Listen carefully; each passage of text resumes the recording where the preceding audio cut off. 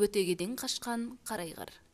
1973 сыйыр жылы Қытай Халық Республикасының ішкі өлкесінен бір топ маман келіп, Шыңжаң Алтай аймағына қарасты Көктоғай ауданының жайлауына маңайдағы ауылдардың барлық жылқысын жинатып, қолдарындағы арнайы өлшем бойынша сұрыптайды.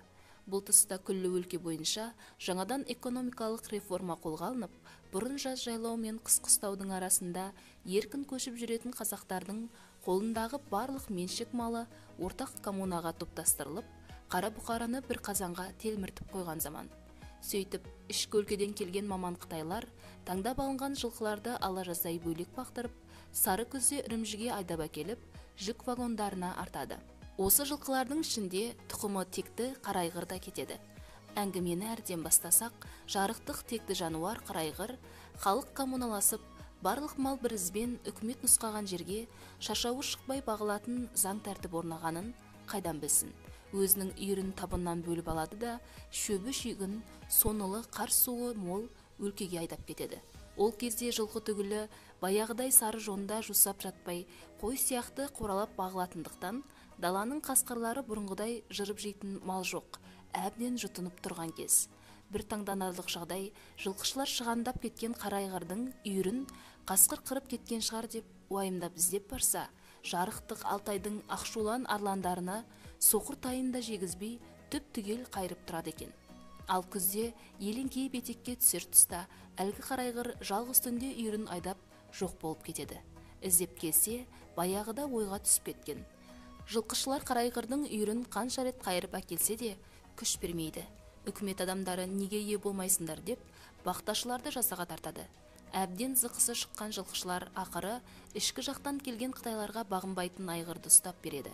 Тағдырай деген Арда Алтайдың қойнында туып, таудан құлап аққан мөлдір бұлақтың суын ішіп, құйрық жалына даланың желінен басқа тірі пенде қол тигізбеген. Табаны жалпақ қарайғыр ақыры көз көріп, құлақ естімеген қиянға айдалатын күн туады. Сөйтіп Алтайдан таңдап алынған жұмыр тұяқты жануарларды айдап түскен жылқышылар, оларды Үрімжі қаласынан қиырлау бір түкпірде орналасқан жабық қоймаға әкеліп қамайды. Бұл жерге темір жолдың бір ұшы келіп тіреледі екен.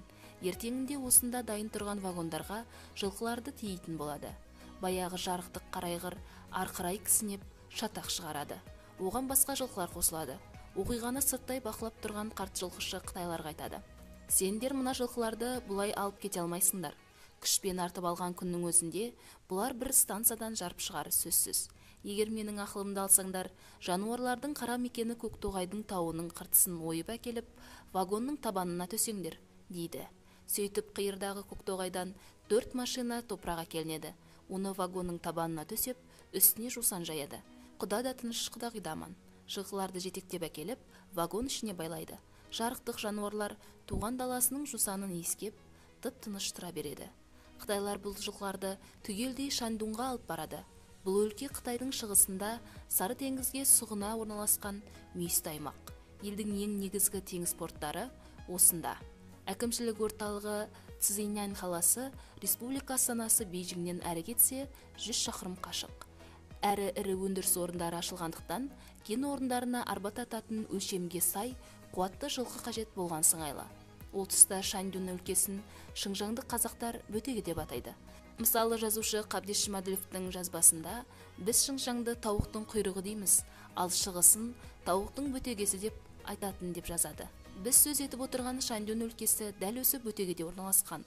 Осында барған қарайғыр арада 1,5 жыл өткенде бөтегеден қашып шығып, жолай Хэбей, Шанси, Шэнси, Инчжуан, Гансу, Цинхай өлкелерін көктей өтіп, 550 шақырым жолды тұяғы үгітілгенше жер басып, толпардай мүсіні тулақтай болып, туған жері Көктоғай ауданы Қаратөңге ауыл қыстаулығына қарасты Санаралға мамыр айының басында келіп жеткен екен. Қозғалмай бауырын сазға төсеп, бірнеше күн жатыпты.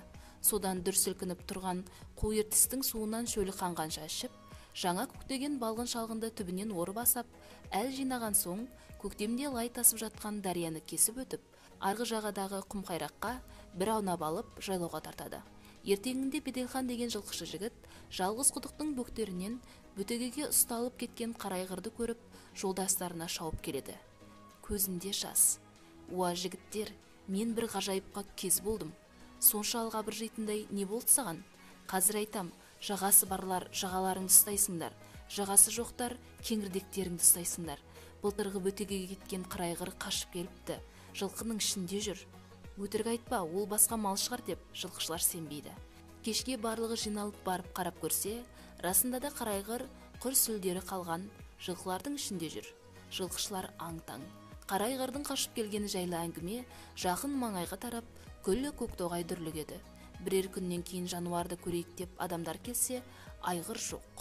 Сөйтсе жарықтық тұрғынның шатындағы ұтыбұлақта жатқан өзінің үйірін тауып алып, бір түнде күнгейтіге шығып кетіпті. Содан ел жайлауға шығып, көшпен бірге жылқышылар табында айдап, жонға барса, қарайғыр тау ешкісінің текесіндей серек тастың басына шығып алған. Қос құлағын қайшылап, сомдап соққан тас мүсіндей серейіп тұрғанын көреді. Мына көрініске тамсанған сақа жылқышылар, жануарым-ай, сенің обалыңа қалған екенбіз-ау деп еңкілдеп жылапты. Кейін бұл оқиғаны көзімен көрген, тебіренген Меден Камалиұлы атты күйші қарайғырға арнап кеттім-ау және жеттім-ау деген екі күй шығарған екен. Кеттім-ау деп зарлы толғаумен бебеулесе, жеттім-ау күйі шаттықты, шалқымалы, әсіресе арқырай кісінеп, үйіріне қосылған қарайғырдың әрекеті домбыра тілімен әсерлі беріліпті. Бұл сөзді біз күйді тыңдаған адам ретінде айтып отырмыз. Құрметті тыңдарман, каналдың дамуы үшін каналға жазылып, және де біздің жаңа видеоларымыз сізге көрініп тұру үшін қоңырауша белгісін басып қойды ұмытпаңыз. Комментарий бөліміне сын пікірлеріңізді қалдырыңыз.